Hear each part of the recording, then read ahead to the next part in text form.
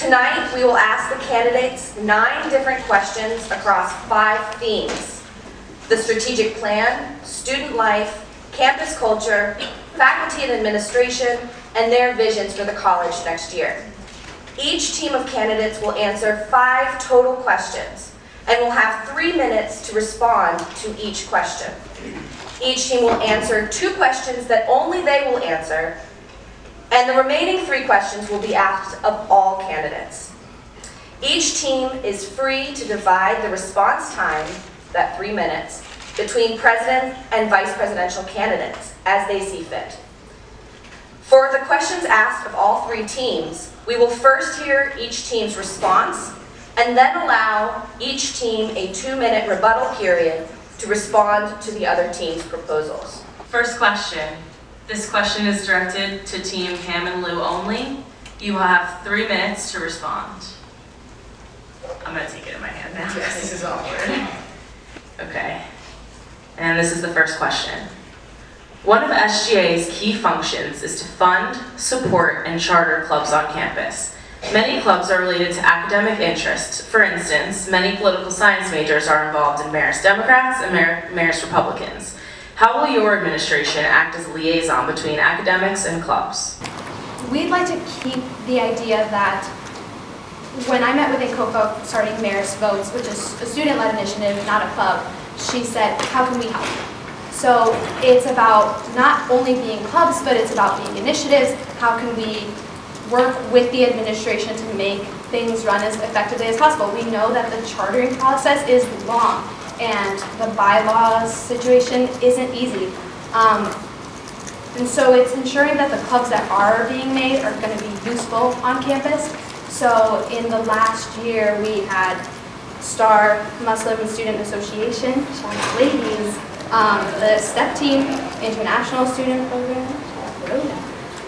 is on us, and Foxy Beauty. So maybe it's not a lot of clubs, but it's clubs that are going to give substance and real change on campus.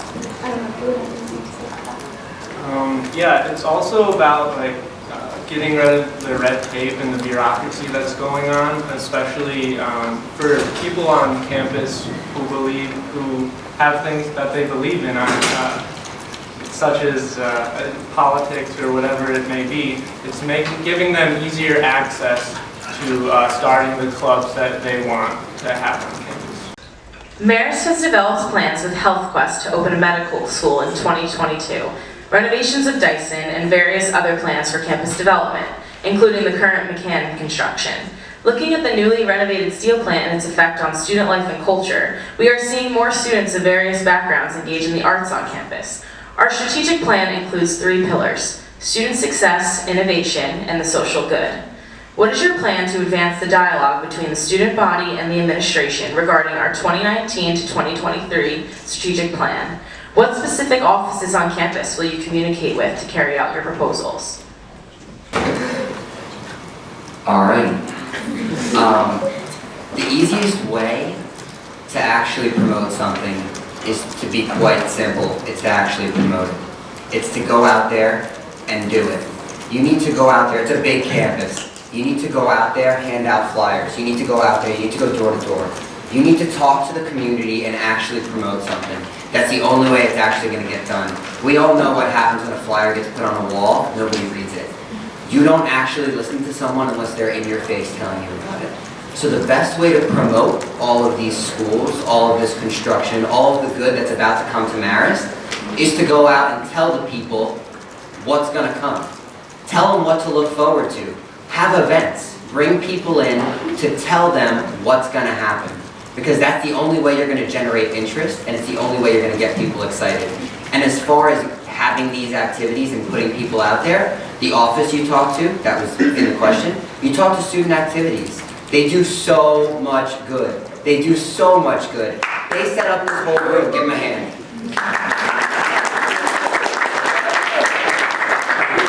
They set up this entire event, and student activities help them hand in hand. So those are the offices that should be running this.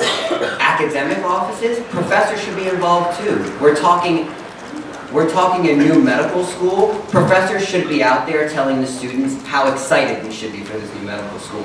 Face-to-face time. John kind of summed it up, but it's important for student events to actually be promoted, and it's also important that the department to actually know what's going on. I think there's a miscommunication between student government and even that sometimes even students running events. Flyers are not enough. You need active social media. You need emails that are actually engaging and not just a boring email that gets sent out by the chair. Those emails get thrown away in the dumpster somewhere. So it's important to actually have engaging emails. Myself and John will always promote any student-led activity, and I promise that any email that you get from student activities will be engaging. And I think student activities now, they've done a good job with their emails. They got them a lot better in comparison to when I was a freshman and last year. So it's only positive from here on. Do you think there are any weaknesses or presented disadvantages for some Marist students with the current priority point system?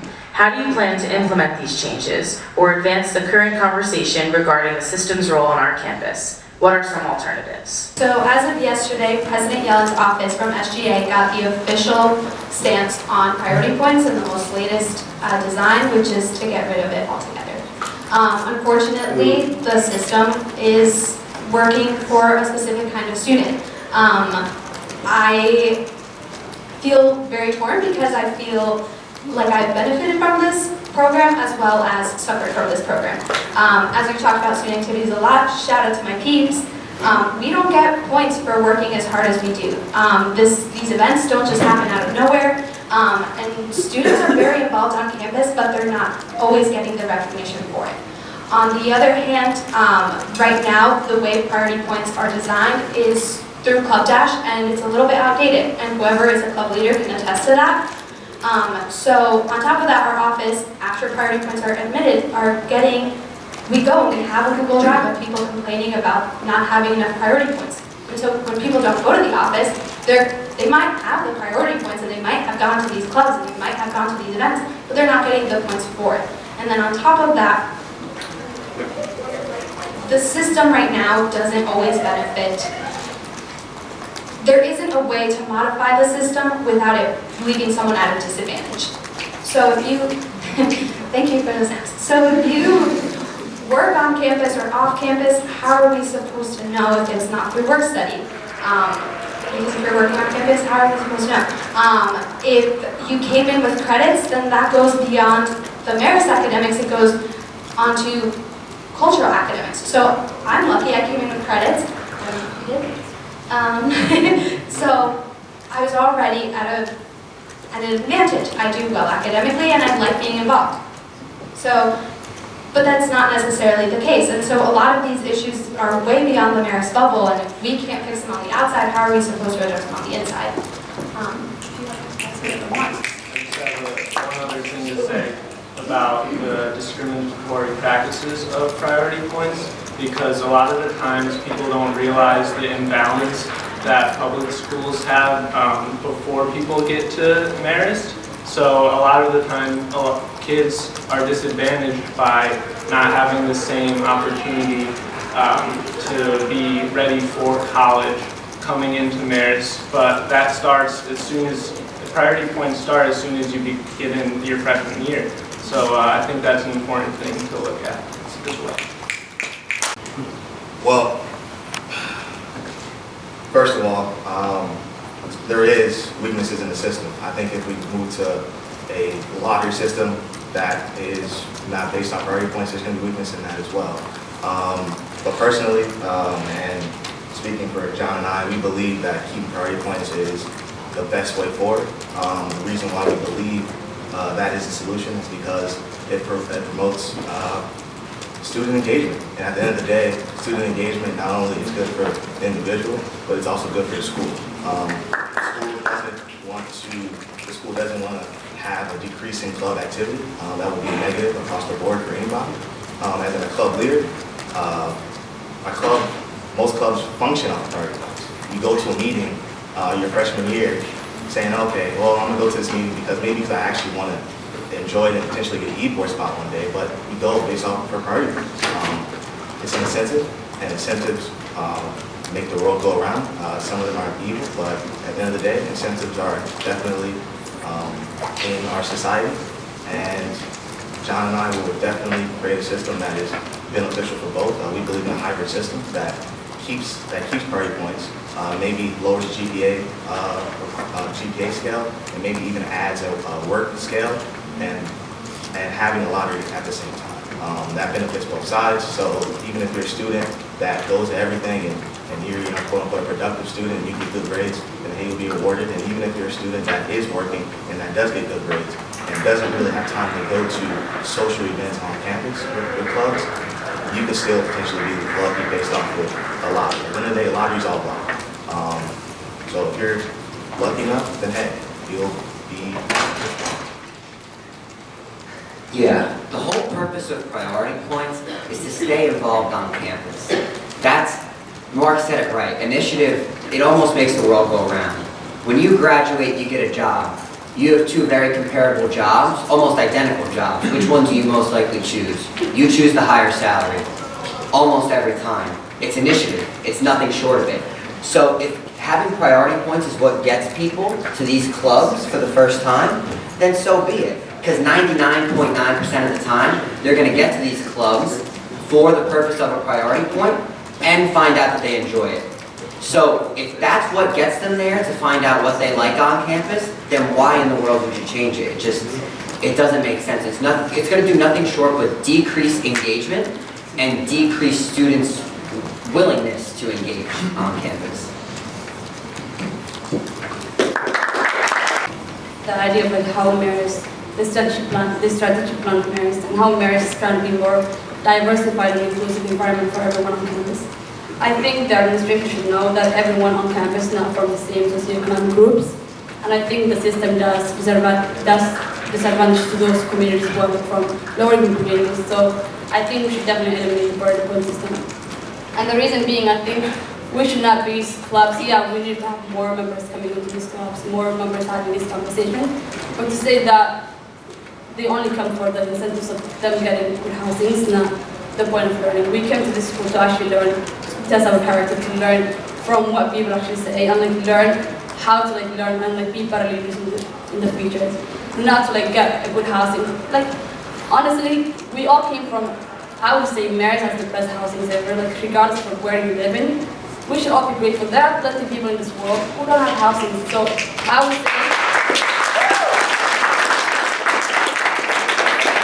say yeah, like it's tough to live in Upper Fulton, like to walk. But honestly, like if that's what bothers you today, that should be the last list of your words. So I would say like we can definitely find other ways to increase the club, like members coming into these clubs, ways that we can actually like have clubs that we either get awards. By the end of the year, like other incentives, like I think we can find those, and that would definitely like have members coming in. Clubs should have more fun events. Like we had a BSU demo with that board, and like a lot of people showed up. Not just members, students who go to Marist, the students from FAST and like other this community came. So I think we should definitely keep this, and we should definitely eliminate the point system.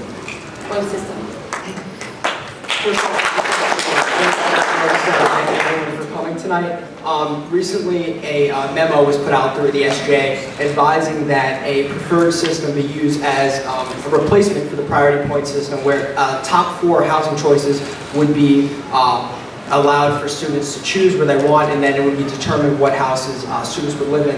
I felt like the current priority point system that we had in place, what it did is it really discriminated against those students who were working jobs and weren't able to participate on clubs on campus. And I felt like we were doing a huge disservice to the people that were trying to pay off the tuition. Some people work 2 or 3 jobs and they have student loans above $40,000. So we have to get our priorities right, and we have to make sure that we're representing everyone on campus, especially people who are trying to pay off their loans. Thank you. You will have 2 minutes to address the responses from the other candidates. I completely agree with Joe and Rhoda. I don't think that we would all be here today if we didn't care. To everyone who came out to the intersectionality panel yesterday, I really have the priority points. If that's the only reason why we want to have student engagement, then what is the point of having this? what is the point of being here? You know, what is the point of doing this in the first place? So our administration hopes the first thing is to communicate. So kids aren't going to club events because they don't know when they're going on, or where they're going on, or how often they go on. So having an up-to-date website will be super, super effective with information on who is leading it, where they're leading it to, and so student activities was going to drop that really soon too, where we can see every single event going on all throughout campus. But the website where the information of the club leaders isn't really there.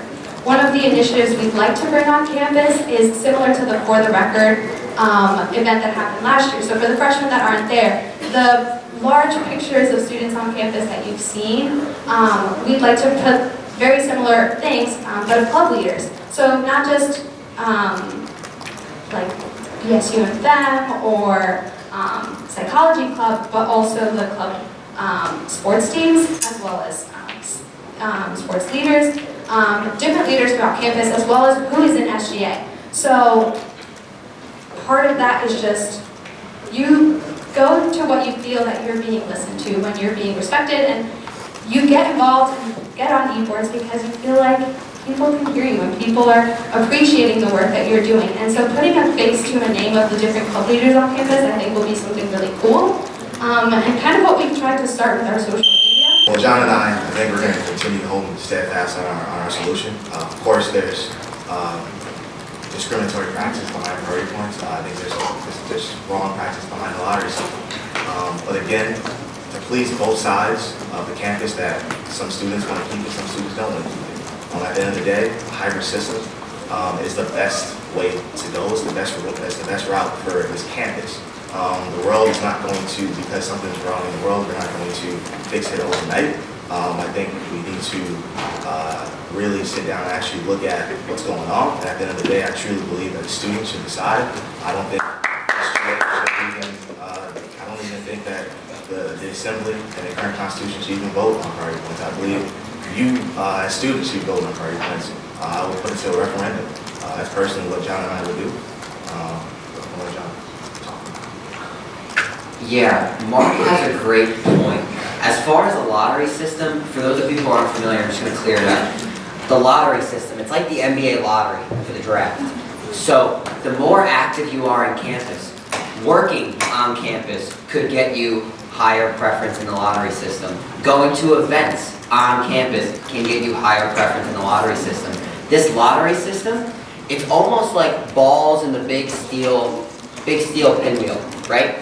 So the more involved you are on campus, the more balls you get to put into that pinwheel. So you increase your chances of getting that higher housing.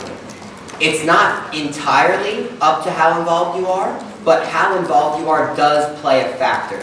And that's the best kind of hybrid system we believe that we're going to find. Because you get the lottery and you also get the involvement aspect of it. And that's the solution we came up with when we were talking about it. So the other candidates brought up some valid points. We just disagree fundamentally with Mark and John's point of going with the hybrid priority point system, for the fact that we feel like it is discriminatory against students who do work jobs on campus. In addition to that, I don't feel that people go to campus or go to clubs on campus purely for the fact that they want priority points. I think people, we have a school spirit that we're trying to increase. Just want to talk really briefly about how we want to do that. Me and Rhoda have talked extensively with the administration we want more frequent concerts on campus. We want people to feel that the campus is alive when they walk around. If you have a talent and you're in the audience right now, you play guitar, you're a singer, we want you to be able to have a voice on this campus. We want you to feel like this is a vibrant campus and that we appreciate everyone and all your unique attributes. That's what we want this campus to be. And that's how we're going to increase club involvement. Thank you. I feel like on campus, everyone wants to be social good for their societies, for their people, for the community. But we really forget that we all live in the same vision, we all have the same vision. So why don't we cooperate? With our mission, we're trying to work with the RAs basically. Because they lead different initiatives, different projects on campus, and if utilizing them will definitely increase the school spirit in that sense. And people will definitely come to these events, train these socially, talk about this stuff, and get more involved by like coming to these events. And like our age, we will utilize them because they take big part in this campus. And like different campuses, like even like the Fox Pride, we don't really participate in these events, but we will definitely like be part of these different like initiatives on campus and like take the huge part of that. And I feel like that will also increase the school spirit, and people will join clubs just because they want to join clubs, but not to get good houses out of it, because we all have good houses. This question is directed to Team Joe and Rhoda only. You have 3 minutes to respond. This year's annual report by the Marist College Office of Safety and Security shows that in 2017, there were 2 instances of burglary, 1 motor vehicle theft, 62 disciplinary referrals for drug abuse violations, and 491 liquor law violations. How do you plan to address the issue of underage drinking at Marist? How will we think about these issues in the post-Arby's raid period? How can clubs and organizations contribute? If we're going to talk about crime on campus, I think that we should focus on the increasing the awareness about the dangers of implicit bias. I think that we're a very diverse population. We come from all different cultural backgrounds, and I think that's something that we need to keep in mind. Not everyone looks the same, not everyone thinks the same, and I think that if we're going to tackle, enforcing the law or anything on campus, we have to keep this in mind. And me and Rhoda talked extensively with the administration about proper training for security guards, proper training not only for the faculty and staff, but just even students. I think that we need to focus more on everyone gaining awareness about who we are as Marist students and what makes our student body so unique. One thing too, I think that's very important is mental health. I always knew mental health was very important, but a couple months ago, my uncle actually took his own life. And I realized that no matter how someone could look on the outside, you never know what they're thinking inside. And it really hit home for me, and I realized that the current services that we have at Marist aren't adequate enough to meet the demand. We have a small office that meets about 200 to 300 people a month, and it's not okay. Me and Rhoda talked to administration, and we're really focusing on trying to expand mental health services on campus to be able to meet that demand. And then once we do that, I think that we can start tackling issues like you just brought up. Thank you. Yeah, I would add into that. I mean, I'm not a drinker, but I would say I would definitely relate to those who drink. And that's because college is stressful. It's very stressful. We don't really, like, why do we really use guys? Like, at the end of the day, I would say, like, yeah, utilizing the mental, like, health that we have on campus, and, like, definitely, like, knowing people go out because there's nothing going on weekends. Like, definitely bringing activities back to campus and, like, bringing transportation that takes students to the mall, like, to, like, other stuff that are going on the kids. It would definitely, like, it's not definitely use that, but, like, it would definitely bring positive change on campus. And one thing I would add into that would be, like, and at the end of the day, like, a way to increase the school spirit would be having more events on campus screen. Like, yeah, the weather's becoming nice, guys, so we will see more of you on campus screen.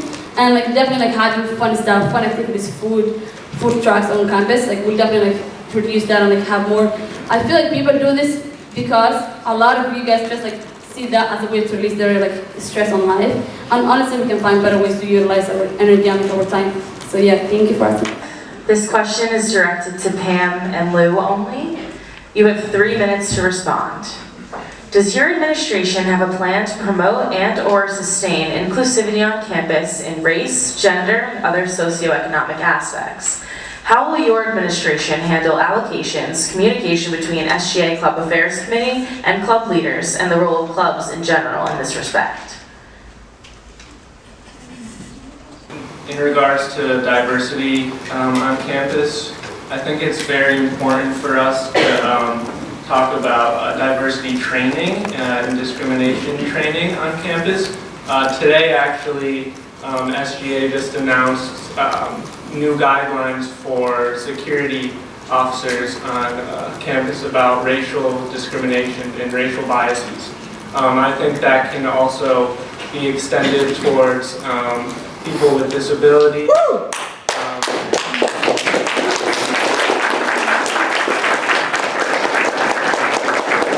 Women of color, people of different religions, such as the Muslim Association. I don't know. Do you want to take it away? Yeah. So I think sometimes too there's a misperception that diversity goes hand in hand with socioeconomic status.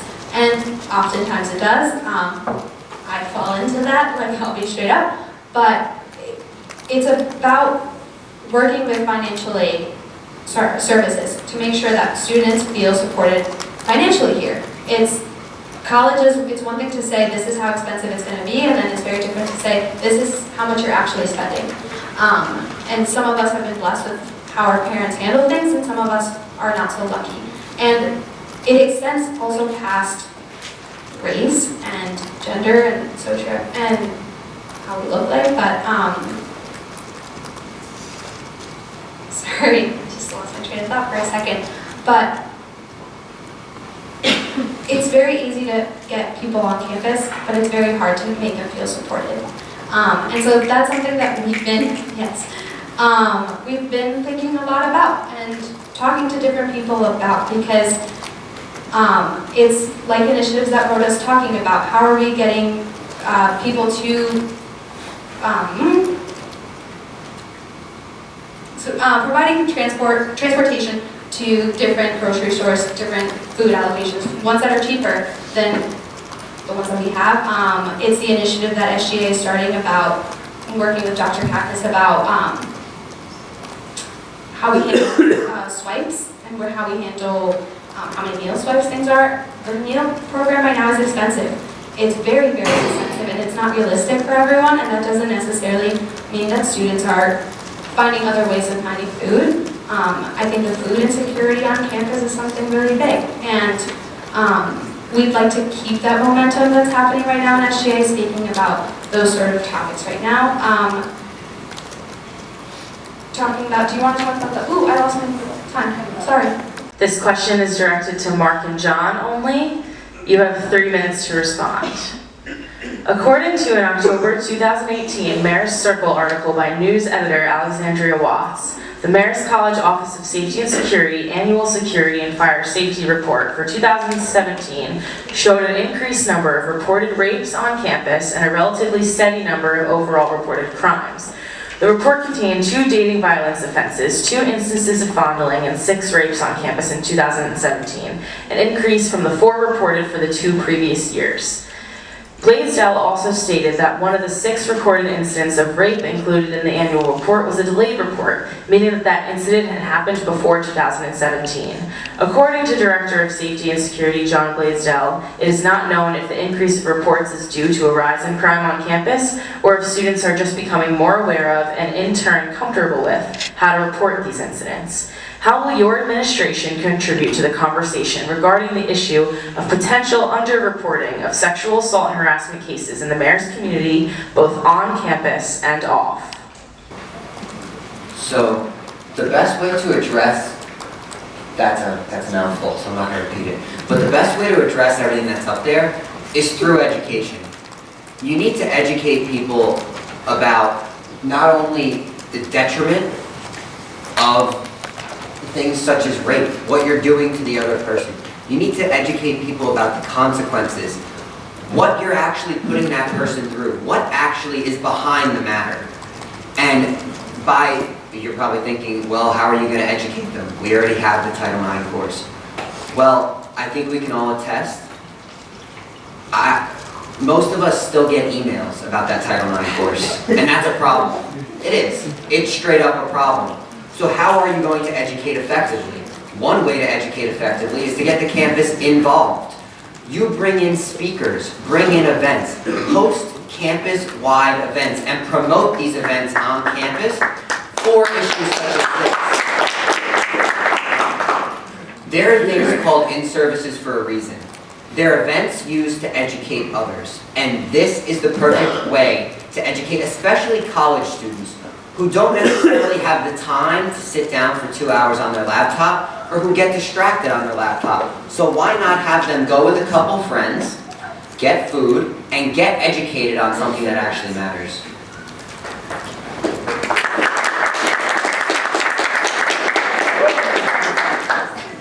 I think what John brought up is important, and we believe that more education is needed. The conversation going on in an outside Marist bubble in society right now is awareness and more education. We have a Title IX exists for a reason. There's a Title IX office for a reason, and we will make sure that Title IX is doing their job effectively. They're professionals for a reason, and they make sure that the cases are definitely being handled. But again, our biggest thing is awareness, and there should never ever be a case on this campus regarding sexual assault or misconduct or anything of that sort. It's wrong, and if that person is doing it, that person shouldn't be going to marriage. That person should be even going to any college. So again, we'll bring awareness, get students educated, and actually bring in speakers. I believe there's a speaker coming up, coming from Title IX office soon. That is, I believe, a student-ran initiative. So again, we'll support initiatives ran by students and definitely support anything that is promoting awareness of sexual assault and misconduct and anything of that sort. What are your plans regarding the current town hall meetings with administration that are in place? How are you planning to sustain, advance, or decrease the current degree of transparency set between the administration, faculty, and the student body? Transparency in any government is important. Transparency in government exists for a reason. So that starts with updating the website. That starts with putting up minutes from SGA meetings. That starts with putting up legislation that passes or does not pass in SGA. That starts with even recording town halls, and not only recording town halls, but actively promoting town halls. Again, it goes back to that big idea of promoting events on campus. If events are not being promoted on campus and are being held at the wrong time where students cannot go, then that's the issue. Maybe moving the town hall to a weekend, I don't know. But having it at the times they have it now, which is usually during the day at some point, at some odd time or during activities hour, that's not effective. And especially we have to look at how the scheduling works for students. If we're having it at a time where midterms are coming up, why should the administration expect students to be there? If we're having it before finals, definitely there's not going to be students. They're going to be in the library studying or at home doing work. So if we have it early in the semester, get promotion out there from the SGA and other groups on campus and go down to the ground level, which is RAs, RHC, and clubs, then we believe that town halls can actually be useful. Now they're not useful, but President Yellen is definitely approachable. We'll all be approachable, and that's the point of the town hall. The town halls ask questions, and students deserve to have a voice. We're here for a reason, but other students, other than students at SGA, deserve a voice. And again, we'll always be an advocate for all students, but it's important that students make their concerns known. Yeah, go ahead, give me a hand. And just to close that off, you asked how important transparency is. It's huge. It's absolutely humongous. How important is transparency? We're one college. Whether you look at the academic side, the activity side, the event side, the student side, or the faculty side, we are one college. So initiatives, awareness, event promotion, it should be supported through everyone in the college. And it should be one clear message from the top all the way down to the bottom. And it should be one clear message delivered from everyone in administration to everyone in the student body. So transparency is huge. Thank you. Thanks for that question. Everyone's throwing around the word transparency. What does that actually mean, honestly? Me and Rhoda have talked a lot about this with administration, and we actually know how to solve this problem. RAs are a part of every single dorm on this campus. Doesn't matter if people are going out to parties, going out to restaurants, going out to meet other friends. At the end of the day, everybody comes back to the dorms. We need to effectively utilize this. If we have a representative in the student government whose primary job is to communicate what the student government is doing and what the administration is doing, and they're communicating that to the RAs, that information could be dispersed accordingly to the residents of every dorm. I guarantee you, 95%, if you walk up to any kid on campus and say, what is the student government doing right now? They might say, I don't know. We need effective communication channels, and we're going to do that by utilizing where people live. That's how we're going to do it. Or do you have anything to add to that? Or? Yeah, I mean, we talked about this extensively with administration. We feel like this is the best course of action, in addition to many other things. But we can't just throw around this word transparency and say we want transparency, but not coming up with solutions. Thank you. We also think we've been very transparent already. The most transparent candidates on our social media. We've tried to step that up a little bit this past week. So yeah, any questions you've had so far have been answered on our social media, and I think we'd be right. We and in person, of course. So I think that's one way that we continue to. Yeah, so from the start of our campaign, we were very cautious about what we were putting out to the student body. In my own way, with Lou, we are putting our name on this campaign and on administration. We realized, even surprisingly, how incredible social media is to reach Marist College and how effective it has been. With that, I do agree that RAs are a super effective way of reaching out to people, but transparency is not only just from what we're saying, but what we're doing and how actionable we can be. So, for example, unfortunately now it's a little bit too late with McCann, and it would have been great to have student input, but we would like to work with Dr. Caprio with the funding of Dyson. The budget passed this week, so that means that the blueprints are in works. So who's going to be living in Dyson, who's going to be working in Dyson, and how can we get students involved? So these sound halls are the perfect time for that. Talking with some fashion design majors about the steel plant, it's beautiful and it's awesome, but they said it felt like no one talked to a fashion design student about how to make a fashion design plant. So, like the racks apparently don't fit where they're supposed to. And so I think we can jump on that. Student input is important. It's what we want, and what we need, and what we deserve to have on campus. I can't promise everything, but what we have been talking about, the topics that we have brought up, what we talked about at speech night, is what we are passionate about, what we started our campaign with, and what Lou and I have agreed with since the start of our friendship last year.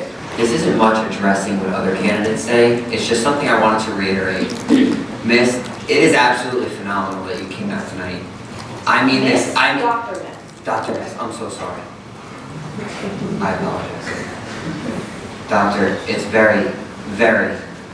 it means a lot to all the students here that you came out tonight. And I speak because you said transparency from the top to the bottom, and this is an example of transparency. A faculty member showing up to a student-led event is exactly the things we want to try and encourage.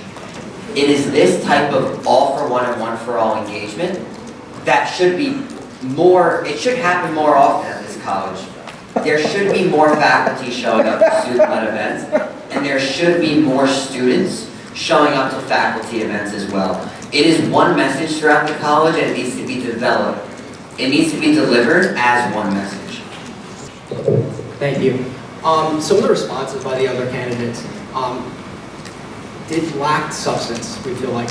We would like clarification on some points about how you're specifically going to address the lack of transparency in the current government. What specifically are you going to implement? There's some communication issues. We'd be willing to yield our time to hear some of these. Could we do that? Could we yield our time? I would be willing to yield it to Pam and Lou right now. We have 1:29 left. Can we do that? Okay, I yield my time to Pam and Lou. So, who we pick to have on our cabinet is very important. It's obviously something not that we're talking about now because it's a little preemptive, but the amount of help that we have had thus far is it's not going to go unnoticed. We have a great team behind us, and that means it's people who care about us and want to see us work. So, when I've been in student activities, the main thing we talk about is communication. How are we communicating with each other? And so our initiatives that we're talking about is putting a face to a name of who is your representative. giving those representatives a role, and then when those roles are accomplished, celebrating that for them. And if they're not working as hard as they should be, well, pushing them to that and holding them accountable in SGA. I have a lot of respect for the current administration, but I do think that we can be a little bit quicker and we can create a cabinet that is going to run effectively. I know there has been a lot of change in SGA. In regards to the Constitution, and we appreciate the change, but we have ideas too about where we're going to go in the next step if things were to work out. Thank you so much. So my question is for Rhoda and Joe. So can you go in depth more on your plan? I feel like potentially the plan is a little bit shallow, relying on RAs. I'm not saying they're not important, because they're crucially important. But what are other ways that, besides RAs, that you will, have transparency in your administration?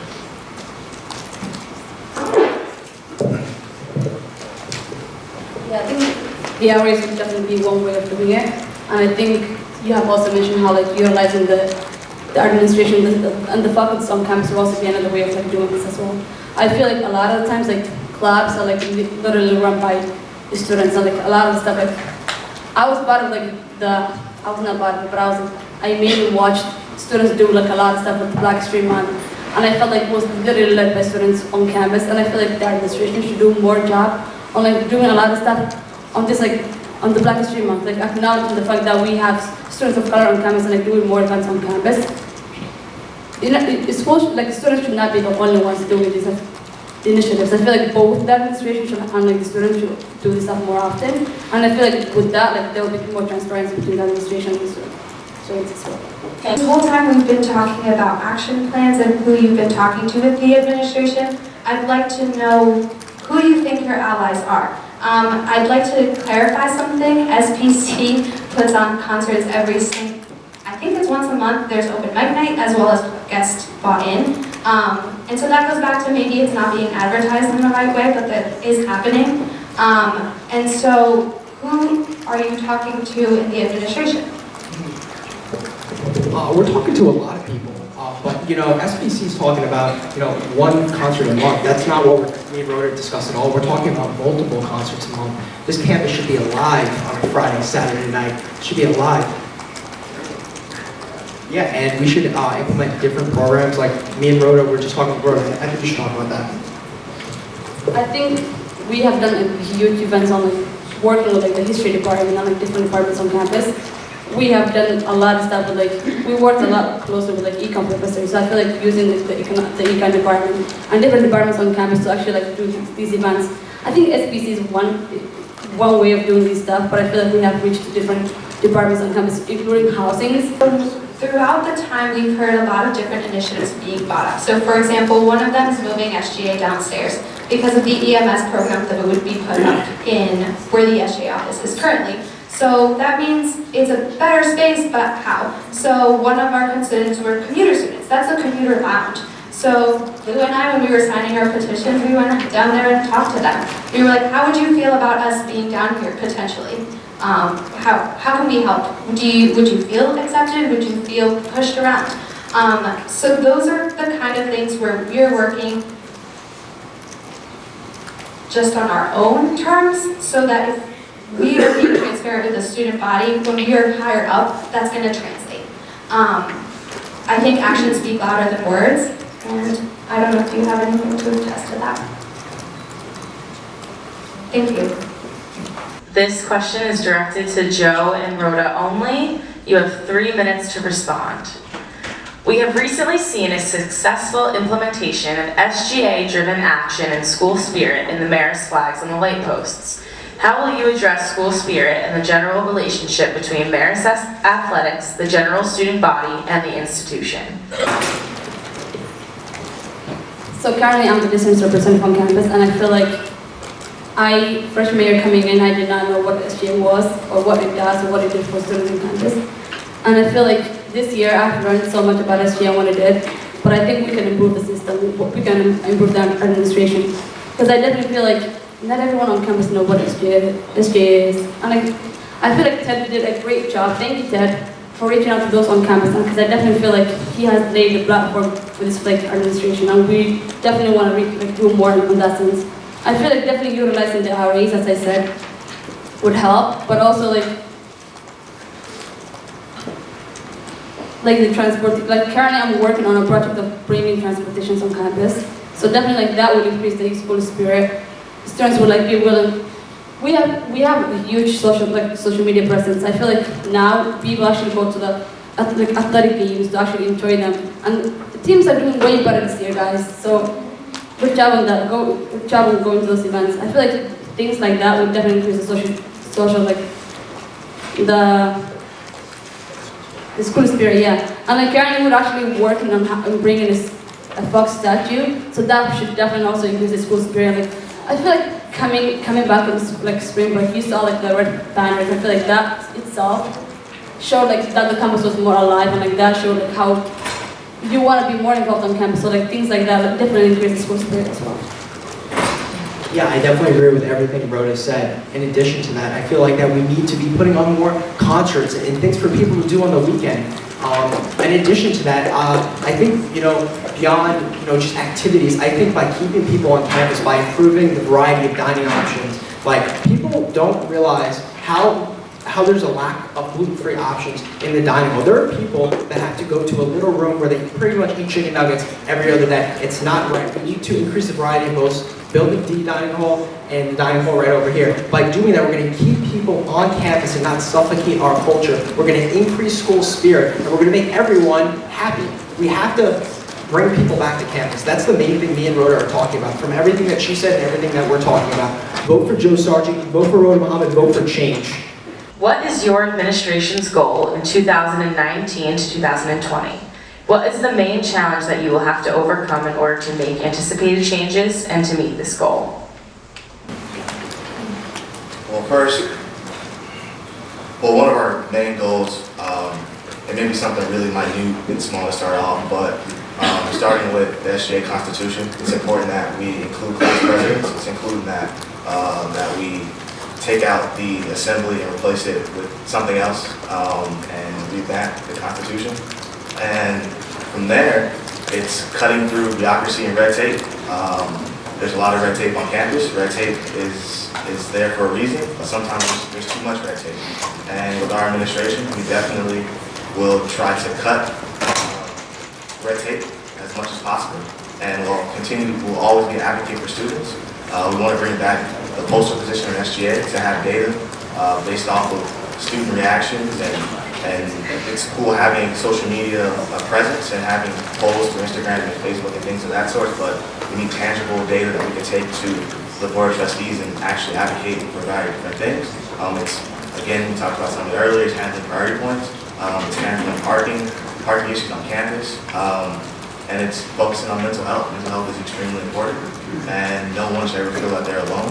And we'll bring in guests, and we'll have an ad hoc committee by executive action as soon as hopefully we're elected, and that will probably happen on day one. And we'll also promote RHCs, as myself, former RHC president of Upper West, and John being an RA advisor. We were successful when we were up there, and we want to continue that success across the entire campus. So I'm going to let John. Yeah, just one last point on what Mark said. One huge goal is to bring the campus to life. The only thing that brings the campus to life is people. People are the only thing besides groundhogs that are living here. So the only way to bring this campus to life is through you guys. I'm talking events. I'm talking activities. I'm talking getting people involved. Because right now, I'm looking at you guys, this is a school-wide event. This is the entire college coming to this event. The entire college was invited. In my opinion, this is a poor showing. There should be more people here. And I think promoting events, promoting involvement, getting out there, getting SGA door to door, handing out flyers, telling them about what's going on, will do that. And that's the overall goal, to increase student involvement and to make student life better. We are tackling big topics. We're tackling mental health. We're talking about sexual assault on campus in a realistic manner, in a manner where people are held accountable. And it's kind of redesigning what it means to talk about sexual assault on campus. When I said that this was one of the things I was running on, I got a lot of pushback because it's something Marist isn't talking about, and it's something that wasn't talked about at speech time. I just would like to add. And so now that we have gotten a great sort of the interlinkings of SGA and what is working and what is not working, that was one of my first questions to Ted and Kopa and Matt Marati from the previous administration, is what worked and what didn't? Where do you feel like you succeeded and where you felt like you didn't? And Kopa brought up the fact of bringing in historians. I think there are great new representatives, like Rhoda's the distance representative, making sure the roles of these representatives are clear and who they are on campus, how do we make them accessible, and how do we hold them accountable to what they should be doing. And then on another side is if they're being celebrated, if they're recognized on campus, they're going to do their job more effectively. And that's something that we'd like to bring on. Would you like to talk about where you were today? Oh, sure. So I was just actually at a support group for type 1 diabetes for one of my friends. I think it's really important to recognize a lot of these smaller groups on campus that don't really have a voice. The thing is, it took my friend about a year and a half to get this support group going, and he's actually trying to start a chapter here for it. It's not as easy as you think it is. So I think a big part of what we'd like to do is just trying to cut through that red tape and bureaucracy and making it a lot more accessible for students and easier for them to have a voice on campus and being involved in things that they care about. I think if you have read the new article that was shared by Marist of how like this upcoming the freshmen this year has become the most diversified group on campus since 1929. I think our administration, we definitely know we have students of different backgrounds, students from different races and different. I'm an international student. I'm not from here. So how is the administration holding accountable to provide the resources to the students? How are we reaching out to the students? What resources are we giving these? So definitely we will have an access of information and resources on our administration. So definitely having those more on campus and you bring a lot of students from different cultures. So what does that administration do for the students now? What can we provide for them? I was listening to students. I was here on campus. I couldn't go home because my country was banned to come. I couldn't get my visa. How can Marist help me stay on campus? What resources are they here to provide? As a district representative, I was able to provide food for students who were here on Thanksgiving break, and definitely things like that. We will continue to show the support to those students who can't necessarily go home or feel the need that they can reach out to people on campus. So definitely being an access for everyone on campus. Yeah, I definitely agree with everything Rhoda said. Diversity and inclusion are a huge part of our administration. Given my background, my mother is Jamaican and my father is Italian, and just growing up in that biracial household, I think me and Rhoda bring a unique perspective to this administration where we're able to see different perspectives and relate really to everyone on campus, and I think that's what really makes us unique. In addition, in the strategic plan our school put forth, they talk about innovation, they talk about moving forward, and we plan on changing the whole entire override system, which is currently on paper, to be electronic. We feel like the whole system is completely antiquated. Right now, registration is online. Housing has just been made online. This is going to be done sooner or later, and the way me and Rhoda see it is let's get it done now. And we actually talked to a few people about the registration process. We talked about people having disabilities and how they are not able to register early, which I find just not right. I feel like if you have a disability, you should be able to register before honors, before sports players. You should be able to register and take your time. I feel like this is wrong. And this is something that we're going to move into the student questioning portion of the night after the intermission is over. So if you do have a question for the candidates, now is your time to ask it. I invite you to come up to the front of this podium here. Just form a quick line. The way that we're going to do it is basically you're going to write down your question on a note card, and then we have someone here who's going to run the microphone over to you. So when you hear your name called, please stand up so we know where to bring the microphone, because we want the question to come from you. Just give the microphone back to Rachel as soon as you're done answering your question and have a seat, and the candidates will answer it. As a member of the Accessibility and Accommodations Office, and as someone who identifies as a disabled student, I want to know what each candidate's plans are to help and promote disability awareness and inclusion of this campus. Thank you very much.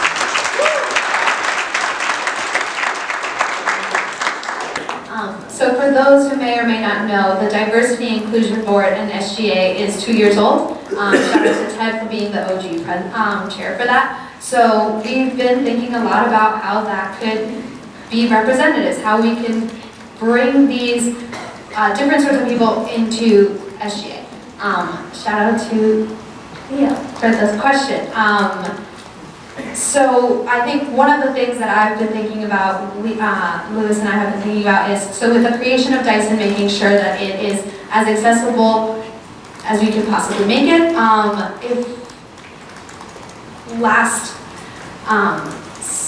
Before midterms, I had a peer who is in a wheelchair, and she said, has to flip her desk around, and she said, yeah, like, it's just kind of expensive. It's just kind of expensive to get wheelchair accessible desks. No, like that's not okay. So it's making sure that people feel like they're being heard, that we're talking about these things, and then having events that are inclusive of everyone, bringing on different sorts of speakers, and then I think with kind of the route we're going of support groups and different initiatives, I think will be a great part to that. Do you want to add anything to it? Cool. We'll definitely work with every department on campus to make sure that anyone and everyone can get access to a building. An example is those of us who live in the Garland area, those wooden doors, they're sometimes pretty heavy. And the handicap, the button that they have sometimes does not even work. So that's a problem, and that needs to be fixed. And it seems like you touch the button and nothing happens. And I've seen wide variety of students touch the button and just nothing happens. So if we improve on simple things, and as we do have renovations for a variety of different buildings, it is important to keep in mind for what's going on and make sure that every single building is handicap accessible. And the school has to follow it according to federal law. So therefore, we will make sure that the school is following that because of federal law, and make sure that the solutions that put in place are actually practical and they're accessible for any student, and we'll fight for it. And I noticed in your question, you said spread awareness, and that's huge. Because spreading awareness, you do need to reach everybody. Everybody in the student body should know what it is like to have a disability. And it is important to know what your fellow peers are going through. And it's nothing short of a fact. There are charities, there are accommodations for a reason, because people need them. That you shouldn't be blind to that just because it doesn't affect you directly. So spreading awareness is so important. So we've talked to a lot of students with disabilities on campus, and one of the primary grievances that we've heard is that registration is just out of hand. People with disabilities aren't able to register earlier than athletes, honor students, and we feel that they're not given the adequate amount of time. And I promise you that we're definitely going to do something about this if we get in office. I feel like this is, you're entitled to registration just as much as anyone else. You're entitled to get into those classes. You pay tuition. You're a Red Fox, just like everyone else in this room. So we are definitely going to push for that in our administration. I think Rhoda wants to add to that really quick too. Yeah, I would say our stories makes us who we are today, and definitely understanding and sharing those with us, and learning that we're not all the same, we're not the same. So definitely having I would really encourage like incoming freshmen to actually have sessions, like workshops that they actually learn about like what other students on campus are going through, like not just like students with disabilities, but Muslims who are like field minorities on campus and like all like students from different diverse backgrounds. So definitely understanding like that we're not all in the same journey, but we're all having the same vision on campus, and like regardless of like whether you have disabilities or not, like you're all the same people to us, and like your abilities here, like you're making a difference on campus. So thank you for asking that, and we're definitely working on like bringing workshops and more awareness on those. Hi, so my question's for all the candidates. So once elected into the positions, you won't have immediate authority or jurisdiction over the Marist policies. So it's really important that you guys actively voice our concerns on campus. And I just want to know if you guys are willing to shed even like negative lights on the Marist campus through your social media, or how else you will voice that and make awareness to the campus. That's a great question. So we started our platform talking about mental health, talking about sexual assault on campus. That's not easy to talk about. That's not something that was easily talked about before. And so we can say it. There are things that we're not happy about at Marist. That doesn't mean that we don't love Marist, but we have to be critical about it. We've made strides. We've made great progress on this campus, but we should never feel settled.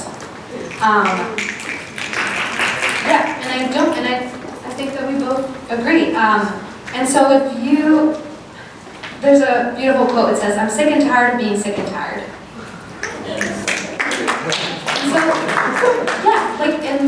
So I was talking to some students after the intersectionality panel yesterday, and I was up front. I wasn't happy at Marist my freshman year. But these are the things that have made me stay. These are the relationships that I've formed that have made me stay. And these are the things that we can do to fix it. So if there's something that we're angry about, good. That means that you care.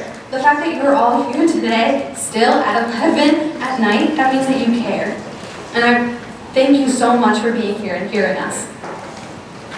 One quick thing I'd like to add is that I think something that's important is not waiting for concerns to come to us, but to seek out those concerns and to be willing to hear those concerns. So yeah, that's all I have to say.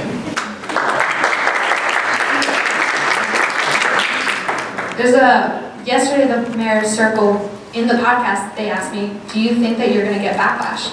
And I hadn't thought about that because I thus far had only heard positive feedback. But I was like, okay, give it to me, because that's what the administration prior to that did. We rocked the boat. So, hearing the question you asked, the first thing that comes to my mind is feedback.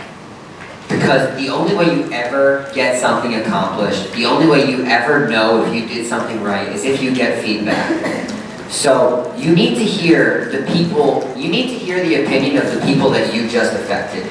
You need to, when you get a test back, let's think about this, right? When you get a test back, short answer question, there are comments, or there should be comments, I'm an education major, there should be comments in the margins telling you what you did wrong if you did something wrong. Everyone agree? Yeah. That's exactly how everything should be handled. If something's done incorrectly, you should hear that it was done incorrectly. That way you know how to fix it for the next time.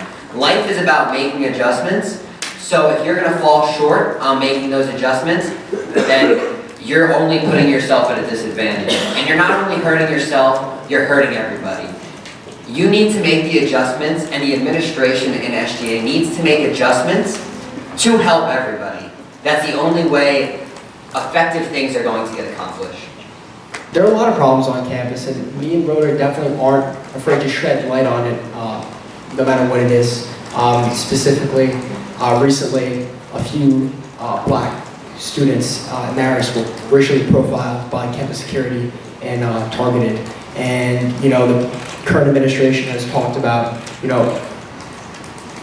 and Rhoda just mentioned that a lot of security guards are having to go through training now, and we think that not only security guards should have to go through this, but faculty. And we think that this is just a huge thing on campus. So we're more than willing to shed light on a lot of the issues that are affecting everyone on campus. But like we said before, we are the voice for the voiceless. We're willing to stand on the battlefield and take the hits. Every single day we wake up, we're advocating for you. When you're going to class, we're advocating for you. When you go to sleep, we're advocating for you. Because we believe in you.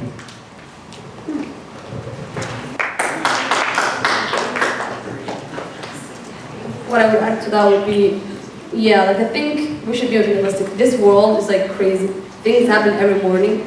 And I feel like on campus, like talking about these issues only brings us together. Like sharing these stories and like learning from each other. Like yeah, we all face some kind of discrimination, whether it's like your race or like your background or your accent. Like I feel like we all face those stories and just sharing them. And like that brings us together and closer. And like that is really important to us. And like yeah, that's like, that's it, yeah.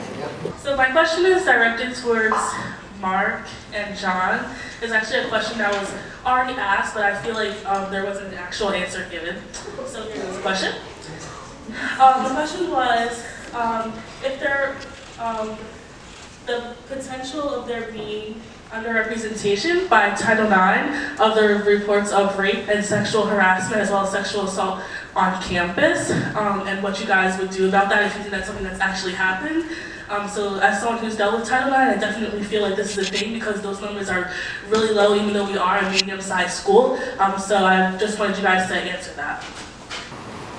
To answer your question, the Title IX office has to follow federal guidelines and the school has to do so.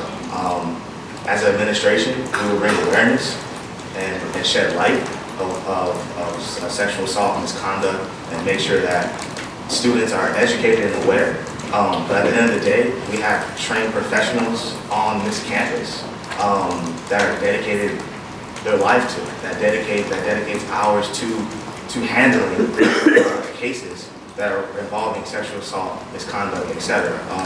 It's not, we can't dictate federal policy. In a perfect world, I wish I can sometimes.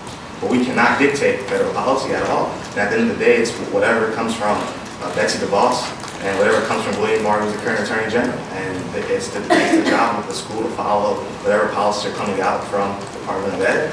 Personally, do I disagree with some of the policies that are coming out of the Department of Ed? Yes. But at the end of the day, it's the school's responsibility from the Title IX's office to follow and regulate what's going on. And we want to encourage students to report anything that's going on. Reporting, students shouldn't feel afraid to report. Students shouldn't feel like they have to live in the shadow. If something's going on, report it, and we'll make sure that students are actively having a comfortable space to do so. It's intimidating handling Title IX situations. Title IX is a lot. The policy is huge, but it definitely should not. Title IX should definitely continue to be a place where students should report it to, and there is outlets for it, and we'll promote those outlets. So hopefully I answered your question. I like what you're saying, I agree with, but really the question is, so like one of the people on the panel mentioned that there are small groups in the health center for different things. So one of those groups are for sexual assault on campus. The amount of times that assaults are talked about in those groups doesn't match the numbers that Marist is reporting. Mark, you have 30 seconds. To answer to rebuttal, 30 seconds? Okay. Well, we believe that every student, if they have a problem, should report it. How to get students to report it, that gets a little bit more complicated, but at the end of the day, we will support groups that are on campus, that are small for that, and students should never feel alone going through the process. The process is extenuous and it is difficult. And again, Title IX, they have a job to do, and students, like I said again, should not feel like they're going through it alone. And as our administration, we will actively promote those groups on campus. So hopefully I answered that question. The first question is, okay. What is the weakest part of your components' campaigns / what do they need to improve? And the second part is, what is one aspect of your components platforms that you want to incorporate into your own? Thank you so much for that question. I think we've all been thinking about it. Actions speak louder than words. And the fact that you're all here today, awesome. My candidates, the fact that that's how we're talking about mental health is why we're not going anywhere with it. Do I agree that we should support our rights? Yes. But no, not the way we're talking about it. Should Marist be fun? Yes, our campaign has been fun. It's been really fun the way we've been talking about it, the way you guys have been supporting us. But there's a time and a place for fun. Joe and Rhoda, the inconsistency between your campaign, I'm so sorry, I don't know, like I'm at a loss of words. At speech night, Starbucks and parking tickets were discussed, and that is not what was discussed today. Am I a little angry? Yes. You'll know. Excuse me. Pam, excuse me, I'm going to reset the clock for you. Please, candidates, maintain silence when your other candidates are speaking. Thank you. Rhoda, you're a powerhouse on this campus, and I respect you so much as a woman. I wish that your running mate did too. There's been a lot of things that you've been celebrated on campus with, and I wish to have seen your running mate there. I'm sorry, that's very aggressive, but it's true, because you're working as a team, we're working as a team, we're voting as a team. I liked your idea about how we should talk about FoxQuest and updating that system, and the ideas brought up were actually really good. I wrote them down right here. Thank you so much. I talked about other stuff. Allyship is very important, and I think your actions speak louder than your words. Who you're talking to, that's what I wanted to ask all of you. Who, and where, and when, and why. There are ways that we need to talk about international students that were sometimes just turned around and not talked about. So I appreciate where the conversation is going, but I wish that it would have been consistent from the beginning to the end. Thank you. I just want to say, the first question, there is absolutely no way me or Mark will put down our opponents to improve ourselves.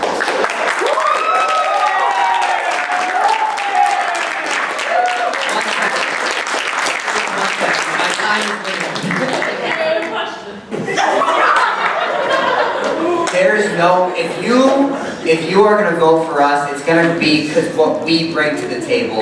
I do not want to get votes because of the way we put down our opponents. It's going to be all about us.